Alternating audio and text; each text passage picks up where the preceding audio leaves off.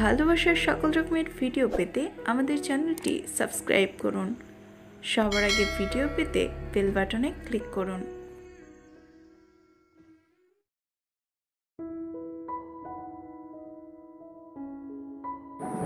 দৈপ্রায়ণ গ্রামে অলকানন্দের নিবিড় একটা শাসন ব্যবস্থা শুরু হয়ে গিয়েছে।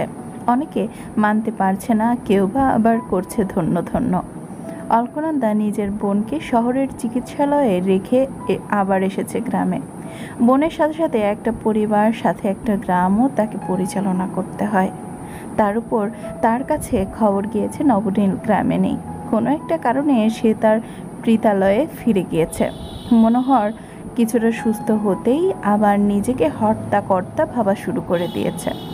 গ্রামে শুরু হয়ে গিয়েছে অরাজকতা।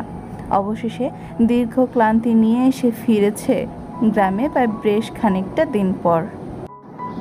গ্রামে ফিরতেই অলকানন্দার চক্ষু চড়ক গাছ। কৃষকদের যে জমি নিয়ে অলকানন্দা এত হইচই করল, সাহেবদের সাথে অবধি কত ধরনের কথা কাটাকাটি, শত্রুতা করলো, এমনকি হয়তো সেজন্য আজ তার বোনের এই অবস্থা। অথচ সেই জমিতে আজ ফসলের ছিটোফোঁটাও নেই। হেমন্তকালে যে জমি থাকলো ফসলে ভরপুর, মনে হতো যেন সোনার খনি, হেতায় আজ সেই জমি ফসল শূন্য কেন? এমনটা তো হওয়ার কথা ছিল না। অলকানন্দা মাথা ঘুরে উঠল, নিজেকে মনে হলো দিক শূন্য। ফসলের জমি পেরিয়ে নিজেকে বিহারিণী মহলের সামনে আসতেই অলকানন্দা আর এক দফা বিস্মিত হলো। এই ভর সন্ধ্যাবেলায় তাদের মহলের সামনেই কাঙ্ক্ষিত জনসমুদ্রের ঢেউ দেখে সে হতবাক। হুট করে কি মনে হলো, গ্রামে সব এত এলোমেলো কেন? অলকানন্দার বুক মোচড় দিয়ে উঠল। অপ্রত্যাশিত কিছুর আভাস তার কানে বাজল। সে বিচলিত হয়ে গাড়ি থেকে নামতেই সকলের নজর তার দিকে এলো। তরঙ্গিনী ছুটে এলো, কিছুটা ফিসফিস করেই বলল, নন্দা চলো ভেতরে। অলকানন্দা ভুরু কুঁচকালো, আবার অবাক কণ্ঠে বলল, কি হয়েছে? অনেক কিছু হয়েছে, আপাতত তোমার শুনতে হবে না, তুমি ভেতরে এসো। অলকানন্দা ধীর পায়ে এগিয়ে যেতে নিয়েও আবার ফিরে গেল গ্রামবাসীদের দিকে। মহলের সকলের মুখ থমথমে। অলকানন্দা সকলের সামনে উপস্থিত হলো, সকলের উদ্দেশ্যে প্রশ্ন ছুড়ল, কি সমস্যা, কি হয়েছে আপনাদের? আমাকে বলুন। জনসমুদ্রে দাঁড়িয়ে থাকা সেদিনের বৃদ্ধ লোকটা থমথমে মুখ নিয়ে বলল, তোমার আদর্শ বিচারের জন্য কি হয়েছে গ্রামে তা শুনবে না? বৃদ্ধার থমথমে কণ্ঠে এমন প্রশ্নে কিছুটা থতমত খেয়ে গেল অলকানন্দা। আমতা করে জিজ্ঞেস করলো, কি হয়েছে জ্যাঠাবাবু? তুমি বিচার করেছিলে তোমার দেবরের। আমি বলেছিলাম মেয়েটিকে বিয়ে দিতে তোমার দেবরের সাথে, কিন্তু তুমি দিলে না। তুমি ন্যায় বিচার করবে, অপরাধীর শাস্তি দিবে। তোমার কথাই রইল, অপরাধী শাস্তিও হলো। আজ অপরাধী বেঁচে আছে, আর যার সাথে অপরাধ হয়েছে সে ঝুলে আছে বৃক্ষে। কেবল সে না, তার বাপ সহ মা সহ ঝুলে আছে। এতক্ষণে বোধহয় ন্যায় বিচার হলো। বলো, অপরাধী বেঁচে রইল, মরল নিরপরাধ মেয়েটা। অলকানন্দা বিমোর। তার মিনিট কয়েক লাগলো বৃদ্ধার কথাগুলো বুঝতে, কিন্তু যখনই তার মস্তিষ্কের নিউরনে কথাগুলো প্রতিধ্বনি হলো, ঠিক তখনই সে 2 কদম পিছিয়ে গেল। প্রাণ শূন্য চোখে তাকালো বৃদ্ধার পানে, হতবিহ্বল কণ্ঠে বলল, কবে মারা গিয়েছে ওরা? কেনই বা এটা হলো? বৃদ্ধ লোকটির চোখে আগুনের ফুলকি, কণ্ঠে তার তেজ। সে ক্রোধ নিয়ে বলল, কেন হবে বুঝতে পারছো না? একটা মেয়ের জীবনের সবচেয়ে মূল্যবান কি জানো? কার চরিত্র। আর এই মেয়েটি সেই চরিত্র লুটে নিয়েছিল তোমার দেবর। সে তো বাঁচতে পারবে না। বাঁচবে কি নিয়ে? মেয়েটি ঘর থেকে বেরোতে পারতো না। স্কুলে গিয়েছিল, কিন্তু শিক্ষকদের বিরূপ মন্তব্য মেয়েটাকে ছিন্ন বিচ্ছিন্ন করে দিয়েছিল। আর না পেরে 3 জনেই নিজেদের জীবন দিয়ে দিল গতকাল। সেদিন যদি মেয়েটার বিয়ে দিয়ে দিতে, তবে আজ এমনটা হতো না। যোগ্য আসনে যোগ্য বিচারকই লাগে, খালি তেজ দিয়ে কিচ্ছু হয় না। তুমি তার প্রমাণ। পুরো পরিবেশ জুড়ে থমথমে নীরবতা, কোনো শোরগোল নেই, হইচই নেই। নিভু নিভু বাতাসে বাড়ির চারপাশে জ্বালানো মশালগুলো থেমে থেমে কাঁপছে। দীর্ঘশ্বাসে ভারী হলো প্রকৃতি। অলকানন্দার চক্ষু টলমল। হুট করে আবার সবটা তার হাতের বাহিরে বেরিয়ে যাচ্ছে। সবটা অন্য স্রোতে চলে যাচ্ছে। মিস্টার স্টেফেন একটা কথাই ঠিকই বলেছিল সেদিন, কেবল সাহসিকতা দিয়ে রাজনীতি করা যায় না। আজ অলকানন্দা তা হাড়ে হাড়ে টের পাচ্ছে। ভিড়ের মধ্যে থেকে আরেকটি কণ্ঠস্বর ভেসে এলো, কি করবেন এখন বৌমা?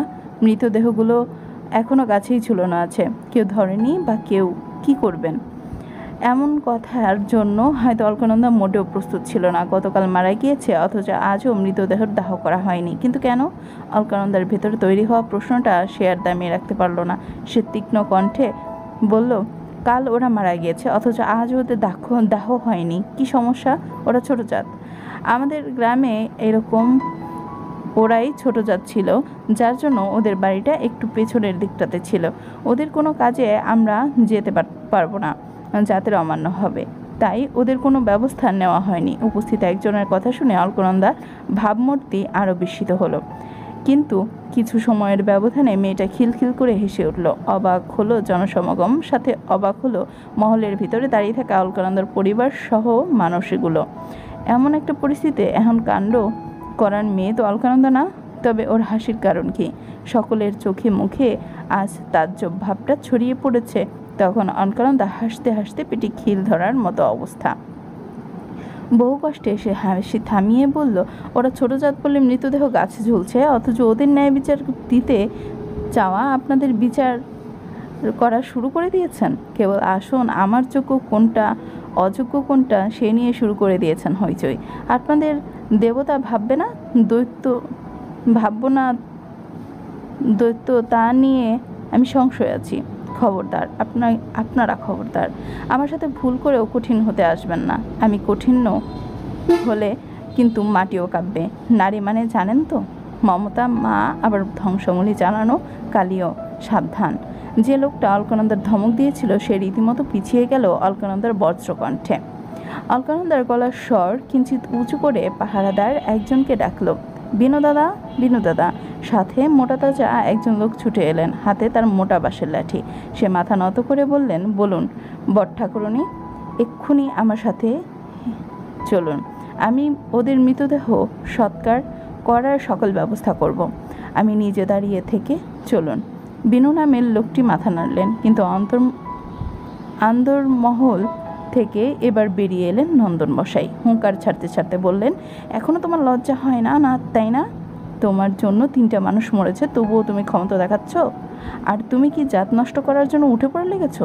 এমনিতেই তো বাস বিচার মানছ না, শহরে চলে যাচ্ছ, পুরুষ ডাক্তারদের নিয়ে বোনের চিকিৎসা করাচ্ছ, নিজেকেও তাদের সাথে মেশাচ্ছ। লাজ লজ্জা সকল বিসর্জন দিয়েছ। আর কি চাও? জাত ধর্ম খেতে চাও? সমাজ তোমাকে একঘরে করে দিবে, জানো তুমি সেটা? সমাজের এই বিধান অবশ্য অলকানন্দার অজানাই ছিল। তাই সে কিঞ্চিত ভ্রুকুচকে বলল, তাহলে আপনি কি বলতে চাচ্ছেন? মৃতদেহগুলো এভাবে ঝুলবে? হ্যাঁ, এভাবেই থাকবে। বন জঙ্গল ওইদিকে, নেকড়ে আছে ওখানে, এসে ছিঁড়ে খেয়ে নেবে। আমাদের যাওয়ার কোনো প্রয়োজন নেই। নন্দন বসানের এমন হৃদয়হীন কথাবার্তায় কেঁপে উঠল অলকানন্দা। ধিক্কার জানিয়ে বলল, আপনি মানুষ? নন্দন বসার ইচ্ছে হলো এই ভরা জনসমক্ষে অলকানন্দার সপাটে 2টো চড় লাগিয়ে দিতে, কিন্তু অলকানন্দার প্রতি একটা নিবিড় ভীত ভাব তাকে এটা করার সাহস দিল না। ততক্ষণে বাড়ির ভেতর থেকে বেরিয়ে এসেছে তরঙ্গিনীও। অলকানন্দার পাশে দাঁড়িয়ে কাট কণ্ঠে বলল, চলো নন্দা, আমিও যাব তোমার সাথে। অলকানন্দার আশ্বাস পেল। এবার গ্রামবাসী আর একবার অন্দরমহলের সকলের দিকে তাকিয়ে সে উঠে চলে গেল গরুর গাড়িটিতে। তার পিছনে এলো 2জন পাহারাদার। মজা দেখার সুযোগ হাতছাড়া করতে চায়নি গ্রামবাসী, তাই কৌতূহল নিয়ে এগিয়ে এলো তারাও। দৈপায়ন গ্রামের প্রায় শেষের দিকে বাড়িটা ছিল বিদিশাদের, যে মারা গিয়েছে ছোট জাত হওয়ায় সভ্য সমাজ তাকে একটু দূরের দিকেই স্থান হয়েছিল। বিদিশাদের পাশের গ্রামেই বড় অশ্বর গাছ, আর সেখানেই বিদিশার চিরনিদ্রায় আচ্ছাদিত। অলকানন্দার বেশ মায়া হলো মেয়েটার জন্য। মশালের আলোয় মেয়েটার মুখ একটু হলদে সাদা দেখাচ্ছিল। 12-13 বছরের হবে মেয়েটি। কি সুন্দর চেহারা, মিষ্টত্ব যেন পুরো মুখ জুড়ে। অথচ একটা কুলাঙ্গারের জন্য এই মেয়েটার সুন্দর জীবনটা শেষ হয়ে গেল আজ। পাহারাদারদের সাহায্যে অলকানন্দার সবগুলো দেহ নিচে নামালো। পুরোহিতকে আনতে পাঠানো হয়েছিল, কিন্তু পাহারাদার এসে খবর জানালো পুরোহিত নাকি আসবে না। লাশগুলো স্নান করানোর ব্যবস্থা করানো দরকার। প্রয়োজনীয় অথচ কোনো সহকারী এগিয়ে আসছে না। অলকানন্দা বিনু নামের লোকটিকে আবার ডাকলো। বিনু দাদা, এখানে আসুন। আদেশ পেতেই বিনু চলে এলো। মাথা নত করে বলল, বউ ঠাকুরন বলুন। গ্রামে কে মৃতদেহ স্নান করায়? খবর দেওয়া হয়েছিল তাদের? দিয়েছিলাম, কিন্তু তারা আসবে না বলে জানিয়েছে। গ্রামের প্রায় বেশ খানিকজন মানুষ দাঁড়িয়ে আছে। তার মাঝ থেকেই একজন বলল, ওরা ছোট জাত, ওদের কেউ স্পর্শও করবে না। অলকানন্দা যেন সে কথা কানেই তুলল না, বরং কাট কাট কণ্ঠে বিনুকে উদ্দেশ্য করে বলল, বিনু দাদা, স্নান করানোর সমস্ত ব্যবস্থা করুন। বিদিশা আর ওর মাকে আমি স্নান করাবো। মানুষের পরিপূর্ণ স্থানটা মুহূর্ত কলরব সৃষ্টি হয়ে গেল। বিস্ফোরিত নয়ন জোড়া মিলে একজন অপরজনের দিকে কেবল চাওয়াচাওয়ি করল। বিনু মাথা নত করে বলল, কিন্তু বিদিশার বাবা? অলকানন্দা পড়ল বিপাকে। সত্যি তো, ওই মানুষটাকে কে স্নান করাবে? নিজেকে বড্ড অসহায় অনুভব করলো সে। ততক্ষণে অবশ্য জায়গাটা চারপাশ মশাল জ্বালিত আলোকিত করে দেওয়া হয়েছে। অলকানন্দা সেই আলোতেই মানুষের উপচে পড়া ভিড় দেখছে। সেখান থেকে কেউ নেই অলকানন্দার সাহায্য করবে। অলকানন্দা আশাভরা দৃষ্টি নিয়ে তাকালো সবার পানে, কিন্তু কেউ মুখে একটু শব্দটি নেই। আজ নবলীন থাকলে এতটা অসহায় হয়তো সে নিজেকে অনুভব করতো না। মানুষ ছাড়া অলকানন্দার এই আসনে টিকে থাকা যে বড় বেশি মুশকিল, তা সে মুহূর্তে মুহূর্তে উপলব্ধি করতে পারছে। অলকানন্দা যখন একেবারে আশা ছেড়ে দিল, তখনই ভিড় ঠেলে একটি বৃদ্ধ লোক বলে উঠল, আমি গোসল করাবো বিদিশার বাবাকে। আমি নিচ্ছি এই দায়িত্ব। সকলের দৃষ্টি তখন সেই বৃদ্ধার দিকে। অলকানন্দা অস্পষ্ট স্বরে বলল, মইনুল মাস্টারমশাই। মইনুল ইসলাম নামক লোকটি এগিয়ে এলো। অলকানন্দার বিদ্যালয়ের আদর্শ শিক্ষক। সে এগিয়ে এসে ধীর কণ্ঠে বলল, আমি করাবো গোসলনন্দা। সকলের মাঝে আবার হৈ হৈ রব উঠল। কয়েকজন তো এগিয়ে এসে হিংস্রতার সাথে বলল, না, আমার হিন্দু জাতি আর আপনারা মুসলিম, আপনারা এখানে কিছু করতে পারবেন না। মইনুল ইসলাম বড় শান্তির সাথে উত্তর দিল, আমি মানুষ জাতি, ওরাও মানুষ। আপনারা না পারলে আমি মানুষ হিসেবে তা অবশ্যই করতে পারি। উদারতার চেয়ে বড় ধর্ম নেই। গ্রামের লোক মানতে নারাজ। এর মধ্যেই পাহারাদার বিনু বলে উঠল, আমি স্নান করাতে সাহায্য করব মাস্টারমশাই, আমি আছি। অলকানন্দার চক্ষু উপচে পড়ল কৃতজ্ঞতাবোধ। মানব ধর্ম সবচেয়ে বড় ধর্ম, সেটা আবারও এই মানুষগুলো প্রমাণ করলো। এমন একটা পিছিয়ে পড়া শতকে এমন বদল সত্যি বিস্ময়কর এবং চমকপ্রদ। কিন্তু এর জন্য পোহাতে হবে অনেক দুর্গতি। চলবে। আগামী পর্বতে আমাদের সাথেই থাকুন। Thank you for reading.